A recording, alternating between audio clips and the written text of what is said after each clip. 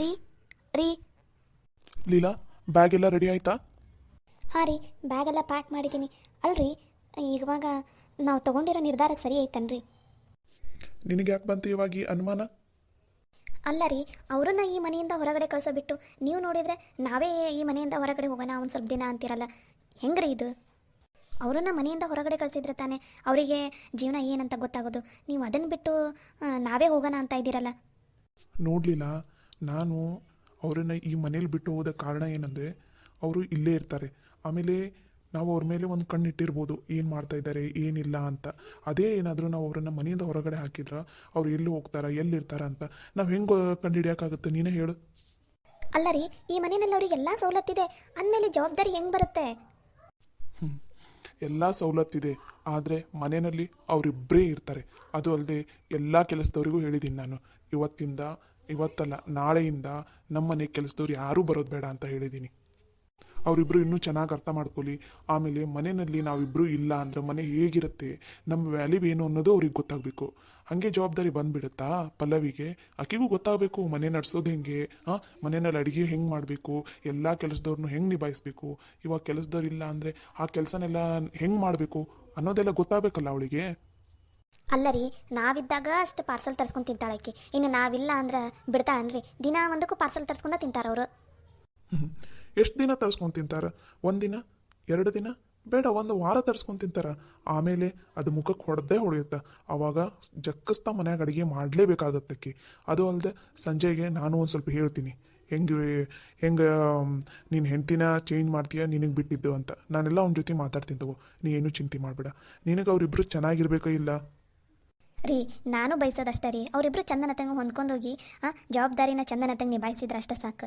ಇವಾಗ ಸಂಜೆ ಮೊದಲನೇ ಹೆಂಡ್ತಿನೂ ಜೊತೆನೂ ಚಂದನತಂಗ ಬಾಳೆ ಮಾಡಲಿಲ್ಲ, 2ನೇ ಹೆಂಡ್ತಿ ಜೊತೆನೂ ಚಂದನತಂಗ ಬಾಳೆ ಮಾಡಲಿಲ್ಲ, ಈಕಿ 3ನೇದಕ್ಕೆ ಈಕಿ ಜೊತೆನೂ ಬಾಳೆ ಮಾಡಲಿಲ್ಲ ಅಂದ್ರೆ ನಾಳೆ ಯಾರು ಕೊಡ್ತಾರೆ ಈಗ ಇವನಿಗೆ ಹೆಣ್ಣು? ಅವಾಗಿಂದನೇ ಎಷ್ಟು ಹೇಳ್ಕೊತ ಬಂದ್ವಿ ಅವನಿಗೆ. ನಮ್ಮದು ಒಂದು ಮಾತು ಕೇಳಲಿಲ್ಲ. ಇವು ಯಾರ ಜೊತೆನೂ ಚಂದನ ತಂಗ ಬಾಳೆ ಮಾಡಲಿಲ್ಲ. ಈಗ ಈ ಹುಡುಗಿನ ಕರ್ಕೊಂಡೋಗಿ ಓಡೋಗಿ ಮದುವೆ ಆಗಿ ಬಂದ. ಈ ಹುಡುಗಿ ಜೊತೆನಾರು ಚಂದನ ತಂಗ ಬಾಳೆ ಮಾಡ್ಕೊಂಡು ಅದನ್ನೂ ಇಲ್ಲ. ಅವನು ಬದಲಾಗಬೇಕು ಅಂತ ಅವನಿಗೆ ಆಸೆ ಬರೋಂಗೆ ಈಕಿನೂ ಮಾಡ್ತಾ ಇಲ್ಲ. ಈ ಹುಡುಗಿಗೂ ಜವಾಬ್ದಾರಿ ಅನ್ನೋದೇ ಇಲ್ಲ. ನೀ ಅವ್ರ ತಾಯಿ ಜೊತೆ ಮಾತಾಡಿದ್ಯಾ ನೀನು? ಹ್ಞೂ ರೀ, ನಿನ್ನೆ ರಾತ್ರಿನ ಫೋನ್ ಹಚ್ಚಿ ಮಾತಾಡಿದೆ ಅವ್ರ ತಾಯಿ ಜೊತೆ. ಅವ್ರ ತಾಯಿ ಅಬ್ಬಾ ಬಾಬಾ ಮಗಳಿಗಿಂತ ಒಂದು ಕೈ ಜಾಸ್ತಿನ ಅದಾಳ್ರಿ. ನಮ್ಮ ಮಗಳಿಗೆ ನಾವಿಲ್ಲಿ ಮನ್ಯಾಗ ಏನೂ ಕೆಲಸ ಹಚ್ಚಿಲ್ಲ, ನೀವು ಹಚ್ಚಬೇಡ್ರಿ, ನಾವು ನಮ್ಮ ಮಗಳನ್ನ ಹೂ ನೋಡ್ಕೊಂಡಂಗೆ ನೋಡ್ಕೊಂಡೀವಿ, ನೀವೇದೇ ಕೆಲಸ ಹಚ್ತೀರಂತ ವಾಪಸ್ ನನಗೆ ಹೇಳ್ತಾರೆ. ಏನು ಮಾಡ್ಬೇಕು ಹೇಳ್ರಿ? ಇವಾಗ ತವ್ರ ಮನೆಗೆ ಕಳಿಸಿದೆ ಅಂದ್ರೆ ಆಕೆ ಏನು ವಾಪಸ್ ಗಂಡನ ಮನೆಗೆ ಬರೋಂಗಿಲ್ಲ. ಗಂಡನ ಬೆಲೆ ಗೊತ್ತಿಲ್ಲ, ಗಂಡನ ಮನೆಯದು ಬೆಲೆನೂ ಗೊತ್ತಿಲ್ಲ, ಅತ್ತಿ ಮಾವನ ಬೆಲೆ ಅಂತೂ ಮೊದಲ ಗೊತ್ತಿಲ್ಲ ಹುಡುಗಿಗೆ. ಅವ್ರ ತಾಯಿ ಅಂತೂ ಯಾವುದೇ ಕಾರಣಕ್ಕೂ ಮಗಳ ಜೀವನ ಮಾತ್ರ ಸರಿ ಮಾಡೋಂಗಿಲ್ಲ, ಇನ್ನೂ ಹಾಳು ಮಾಡಿರ್ತಾರೆ ನೋಡ್ರಿ, ಅದು ಮಾತ್ರ ನಿಜ. ಅದಕ್ಕೆ ಇವಾಗ ಆ ಜವಾಬ್ದಾರಿನ ನಾವು ನಿಭಾಯಿಸ್ಬೇಕು. ತಾಯಿಗಂತೂ ಹೆಂಗೆ ನಿಭಾಯಿಸ್ಬೇಕು ಜವಾಬ್ದಾರಿ ಅನ್ನೋದು ಗೊತ್ತಿಲ್ಲ, ಆದರೆ ಅತ್ತೆ ಮಾವ ಆಗಿ ನಾವಾದರೂ ಈ ಜವಾಬ್ದಾರಿ ನಿಭಾಯಿಸಲೇಬೇಕು. ಅವರಿಬ್ಬರಿಗೂ ಜವಾಬ್ದಾರಿ ಅಂದರೆ ಏನು ಅನ್ನೋದು ಗೊತ್ತಾಗಲೇಬೇಕು. ಹಂಗೆ ಮಾಡೋಣ. ನಾವೇನು ಪರ್ಮನೆಂಟಾಗಿ ಮನೆ ಬಿಟ್ಟು ಹೋಗ್ತಾ ಇಲ್ಲಲ್ಲ, ಒಂದು ಸ್ವಲ್ಪ ದಿನ ಅವರಿಬ್ಬರು ಹೊಂದ್ಕೊಂಡು ಹೋಗ್ಲಿ, ಒಂದು ಸ್ವಲ್ಪ ದಿನ ಜವಾಬ್ದಾರಿ ಏನನ್ನೋದು ಗೊತ್ತಾಗಲಿ. ಇನ್ನೂ ಒಂದು ಮಾತಿದೆ, ಅದನ್ನು ನಿನ್ನ ಮಗನ ಮುಂದೆ ಹೇಳ್ತೀನಿ. ಆವಾಗ ತಾನು ಜಕ್ಕಿಸ್ತಾ ದಾರಿಗೆ ಬರ್ತಾನೆ, ಹಂಗೆ ನಿನ್ನ ಸೊಸಿನೂ ಜಕ್ಕಿಸ್ತಾ ದಾರಿಗೆ ಬರ್ತಾಳೆ. ಹಂಗೆ ಮಾಡ್ತೀನಿ. ಅವ್ರು ಸರಿ ಹಾಗೆ ಹಾಕ್ಕಾರ. ಇಲ್ಲ ಅಂದ್ರೆ ಇನ್ನೂ ಏನು ಮಾಡ್ಬೇಕನ್ನೋದು ನನಗೆ ಗೊತ್ತೈತಿ. ನೀ ಹೆಂಗೆ ಈಗ ಬರೋಕೆ ಒಪ್ಕೊಂಡು ಏನಿಲ್ಲ ನನ್ನ ಜೊತೆ? ಅಯ್ಯೋ ಬರ್ತೀನಿ ರೀಪ, ನನಗೂ ಮಗ ಸೊಸಿ ಒಂದಾಗಿ ಚಂದನ ತಂಗ ಹೊಂದಾಣಿಕೆ ಮಾಡ್ಕೊಂಡು ಬಾಳೆ ಮಾಡ್ಕೊಂಡು ಹೋದ್ರೆ ಅಷ್ಟೇ ಸಾಕ್ರಿಪ್ಪ, ಮತ್ತೇನು ಬೇಕಾಗೈತಿ? ಸರಿ, ನಡಿ ಟೈಮ್ ಆಗುತ್ತೆ.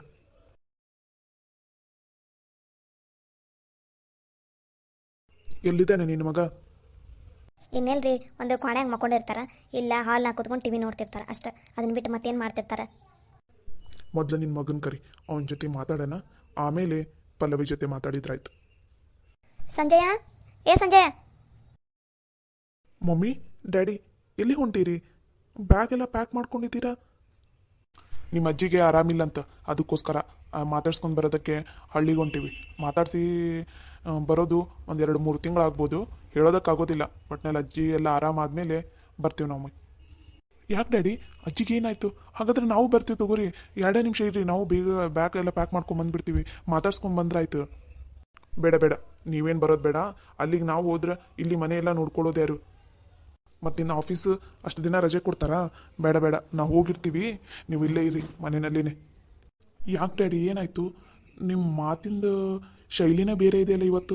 ಯಾಕೆ ಏನಾಯಿತು? ನೋಡು ಸಂಜಯ್, ಈ ಮನೆಯಲ್ಲಿ ನಿಂದು ನಿನ್ನ ಹೆಂಡ್ತಿದು ವರ್ತನೆ ನಮ್ಗೆ ಯಾರಿಗೂ ಸೇರ್ತಾ ಇಲ್ಲ. ಒಬ್ಬ ಮಗ ಆಗಿ ಏನು ಜವಾಬ್ದಾರಿನ ನಿಭಾಯಿಸಬೇಕು ಅದನ್ನೆಲ್ಲ ನೀ ನಿಭಾಯಿಸೋದು ಕಲಿ. ಹಾಗೆ ಒಬ್ಬ ಸೊಸೆಯಾಗಿ ಮನೆಯಲ್ಲಿ ಎಲ್ಲ ಜವಾಬ್ದಾರಿನ ಹೆಂಗೆ ನಿಭಾಯಿಸ್ಕೊಂಡು ಹೋಗ್ಬೇಕು ಅನ್ನೋದನ್ನು ನಿನ್ನ ಹೆಂಡ್ತಿಗೂ ಹೇಳ್ಕೊಡು. ನಿನ್ನ ಹೆಂಡ್ತಿಗೂ ಕರೀಲಿ. ಅತ್ತೆ ಮಾವ ಎಲ್ಲಿ ಹೊಂಟಿರಿ? ಬ್ಯಾಗ್ ಎಲ್ಲ ಪ್ಯಾಕ್ ಮಾಡಿದ್ದೀರಾ? ಹಾಂ ಅಮ್ಮ, ಸಂಜೆಯವ್ರ ಅಜ್ಜಿಗೆ ಒಂದು ಸ್ವಲ್ಪ ಆರಾಮಿಲ್ಲ, ಅದಕ್ಕೋಸ್ಕರ ಮಾತಾಡ್ಸ್ಕೊಂಡು ಬರೋದಕ್ಕೆ ಹೊಂಟಿದ್ದೀವಿ. ಒಂದು 2-3 ತಿಂಗಳು ನಾವು ಮನೇಲಿ ಇರೋದಿಲ್ಲ. ಅಬ್ಬಾ ಚಲೋ ಆಯ್ತು, ಇನ್ಮೇಲಾದರೂ ಈ ಮನೆಯಲ್ಲಿ ಆರಾಮಾಗಿ ಇರ್ಬೋದು. ನೋಡು ಸಂಜಯ್, ಪಲ್ಲವಿ, ನಾಳೆಯಿಂದ ಈ ಮನೆಯಲ್ಲಿ ಯಾರೂ ಆಳು ಬರೋದಿಲ್ಲ. ನಿಮ್ಮ ಕೆಲಸನೆಲ್ಲ ನೀವೇ ಮಾಡ್ಕೋಬೇಕು. ಮನೆಯದು ಕೆಲಸ ಎಲ್ಲ ಪಲ್ಲವಿ ನೀನೇ ಮಾಡಬೇಕು. ಅಡುಗೆ ಎಲ್ಲನೂ ನೀನೇ ಕಲಿತು ನೀನೇ ಮಾಡಬೇಕು. ಸಂಜಯ್, ಯಾವುದೇ ಕಾರಣಕ್ಕೂ ಮನೆಗೆ ಪಾರ್ಸಲ್ ತಂದು ತಿನ್ನೋ ಹಾಗಿಲ್ಲ. ಮನಿನ ಚಂದನ ತಂಗಿ ಇವಾಗ ನಾನು ಹೆಂಗೆ ಇಟ್ಕೊಂಡಿನಿ, ನೀವು ಹಂಗೆ ಇಟ್ಕೋಬೇಕಾ? ಅತ್ಯಾರ, ಆಳು ಬರಂಗಿಲ್ಲ ಯಾಕ್ರಿ? ನೀವಿಲ್ಲ ಅಂದ್ರೆ ಏನಾಯ್ತು? ನಾನು ಇರ್ತೀನಲ್ಲ ಮನೆಯಲ್ಲಿ, ಅವ್ರು ಬಂದು ಹೋಗ್ಲಿ ಬಿಡ್ರಿ. ಮತ್ತು ಇದಿಷ್ಟು ಕೆಲಸ ನಾನು ಮಾಡಬೇಕಾ? ಹೌದು, ನೀನೇ ಮಾಡಬೇಕು. ನಮ್ಮ ಮನೆಗೆ ಆಳೇನು ಮುಂಚೆಯಿಂದ ನಾನು ಬಂದಾಗಿಂದನೂ ಬರ್ತಾ ಇಲ್ಲ. ಈಗ ಒಂದು 3-4 ವರ್ಷ ಆಯ್ತಷ್ಟೇ. ಅದು ನನ್ನ ಕೈಯಲ್ಲಿ ಕೆಲಸ ಆಗ್ತಾ ಇಲ್ಲ ಅಂತ ಅಷ್ಟೇ ಹಚ್ಚಿದ್ದು. ಅದು ಅಲ್ಲದೆ ಸಂಜೆನೂ ಇರೋದಿಲ್ಲ ಮನೆಯಲ್ಲಿ, ನಾನು ಇರೋದಿಲ್ಲ, ನಿಮ್ಮ ಮಾವನೂ ಇರೋದಿಲ್ಲ, ನೀನೊಬ್ಬಳೇ ಇರ್ತೀಯ. ಅದಕ್ಕೆ ಆ ಟೈಮ್ನಲ್ಲೆಲ್ಲ ಆಳು ಬಂದು ಹೋಗೋದು ಸರಿ ಅನಿಸೋದಿಲ್ಲ ನಮಗೆ. ಅದಕ್ಕೋಸ್ಕರ ನಾವು ಬರೋವರೆಗೂ ಈ ಮನೆಯಲ್ಲಿ ಕೆಲಸದ ಆಳು ಯಾರೂ ಬರೋಂಗಿಲ್ಲ. ಅದಕ್ಕೆ ನೀವಿಬ್ಬರ ಮನೆಯದೆಲ್ಲ ಕೆಲಸನ ನೋಡ್ಕೊಂಡು ಹೋಗಬೇಕು. ಸಂಜಯ್, ನಿನಗೆ ಒಂದು ಮಾತು ನೆನಪಿರಲಿ, ನೀವಿಬ್ಬರು ಚಂದನ ತಂಗ ಮನೆ ಜವಾಬ್ದಾರಿ ಎಲ್ಲ ತಗೊಂಡು ಇಬ್ಬರು ಚಂದನ ತಂಗಿದ್ರಿ ನನ್ನ ಆಸ್ತಿನಲ್ಲಿ ನಿಮ್ಗೆ ಭಾಗ ಸಿಗುತ್ತೆ. ಇಲ್ಲ ಅಂದ್ರೆ ನನ್ನ ಆಸ್ತಿನ ಅಷ್ಟನ್ನು ನಾನು ಅನಾಥಾಶ್ರಮಕ್ಕೆ ಬರೆದು ಕೊಟ್ಬಿಡ್ತೀನಿ. ಇದೇನು ಸ್ವಯಾರ್ಜಿತ, ಪಿತ್ರಾರ್ಜಿತ ಆದ್ರೆ ನೀನು ಕೊಡಲೇಬೇಕಂತ ಇರುತ್ತೆ. ಇದು ನಾನು ಕಷ್ಟಪಟ್ಟು ದುಡಿದು ಸಂಪಾದಿಸಿರೋ ಅಂಥ ಆಸ್ತಿ.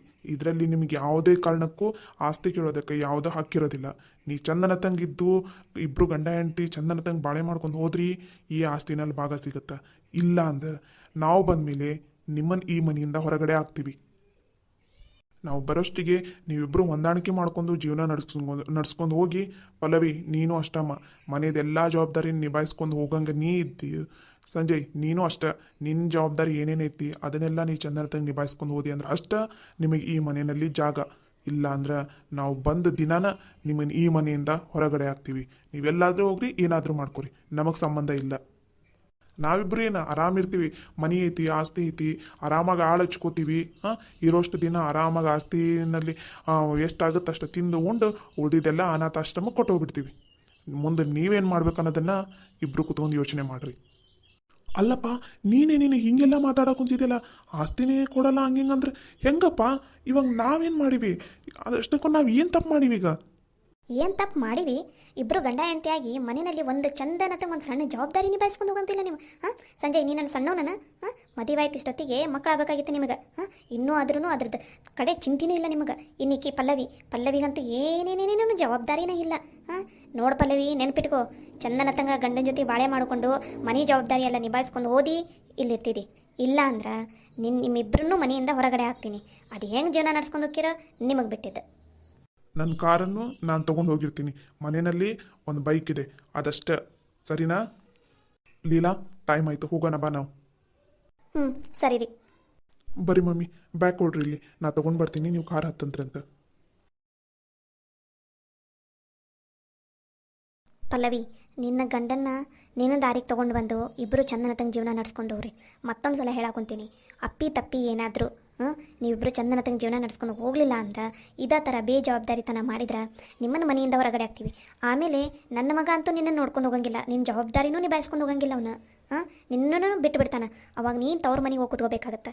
ತವ್ರ ಮನೆಯಾಗ 1 ದಿನ 2 ದಿನ ನಿನಗೆ ಚಂದನತಂಗೆ ಮಾತಾಡ್ಸ್ತಾರೆ, ಚಂದನತಂಗೆ ನೋಡ್ಕೋತಾರೆ. ಆಮೇಲೆ ನಿನ್ನ ಪರಿಸ್ಥಿತಿ ಏನಾಗುತ್ತೆ ಅನ್ನೋದನ್ನು ಸ್ವಲ್ಪ ಕುತ್ಕೊಂಡು ಯೋಚನೆ ಮಾಡು. ಜೀವನ ಚಂದನತಂಗೆ ನಡ್ಸ್ಕೊಂಡು ಹೋಗ್ತೀಯ ಅಥವಾ ತವ್ರ ಮನೆಯಾಗ ಹೋಗಿ ನಾಯಿ ಥರ ಬಿದ್ದಿರ್ತೀಯ? ನೀನು ನೋಡು. ಗಂಡನ ಮನೆ ಬಿಟ್ಟು ಹೋಗಿ ತವ್ರ ಮನೆ ಆಗಿದ್ದೆ ಅಂದ್ರೆ ನಾಯಿಗಿಂತ ಹತತ ಆಗುತ್ತೆ ನಿನ್ನ ಜೀವನ, ನೆನಪಿಟ್ಕೊ.